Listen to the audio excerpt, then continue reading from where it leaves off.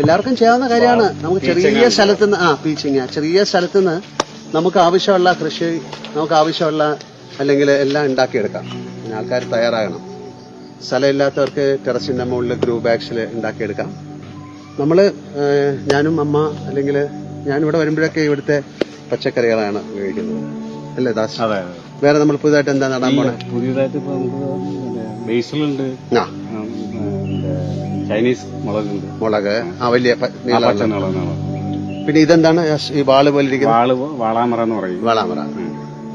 കാര്യം വളരെ സന്തോഷമാണ് രാവിലെ വെള്ളമൊക്കെ നനച്ച് ചുരക്കാണ്ട്. എല്ലാവർക്കും ചെയ്യാവുന്ന കാര്യമാണ്.